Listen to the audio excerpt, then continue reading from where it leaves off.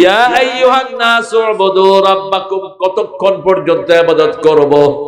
সূরা হিজরের শেষ আয়াত 93, উবুদ রাব্বাকা হাত্তা ইয়াতিয়াকাল ইয়াকিন, যতক্ষণ মৃত্যু না আসে ইবাদত করতে হবে কার?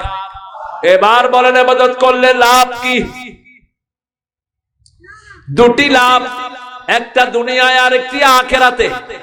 দুনিয়ার লাভ ফালিয়াবুদু, পড়েন ফালিয়াবুদু রাব্ব হাযাল বাইত আল্লাযী আত'আমাহুম মিন জু' ওয়া আমানাহুম মিন খাউফ। এটা বের করে দেখেন থেকে, বের কর।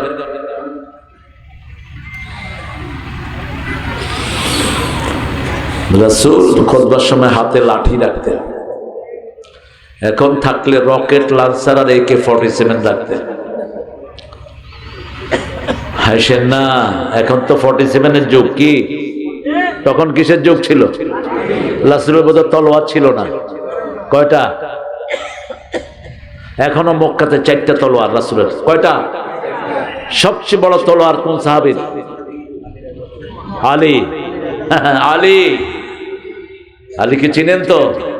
খয়বর দুর্গের যুদ্ধের জন্য পাঠালেন, তলোয়ার ভাঙলো 4টা। কয়টা? এরপরে দুর্গের গেট যেটা টান দিছে, 250 মণ গেট হাতে। ইহুদির বাচ্চারা সব পালিয়ে ভেগে যায়।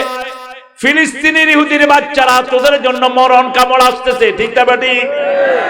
ইহুদিদেরকে ধরো এবং গাছ বলে দিম আমরা পিছনে ইহুদি, ধর আর মার। সেই সময় আসতেছে তোমাদের। আলী রাদিয়াল্লাহু আনহু যখন এই দরজা নিয়ে টান দিলেন, ইহুদি সব ভাগছে। যুদ্ধ বিজয়।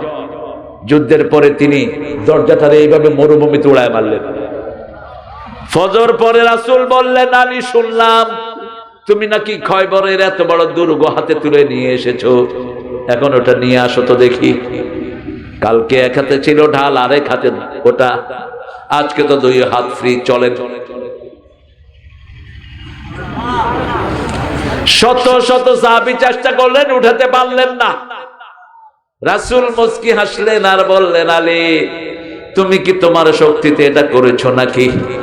যখন তুমি যুদ্ধ করেছো তোমার সাথে আল্লাহর শক্তি যোগ হয়ে গেছে। সেই আল্লাহ এখনো আছে না নাই? সাহায্য করবেন কে? মন ভাঙা হওয়ার কোনো কারণ? সেজদা দেব কাকে? ইবাদত করব কার?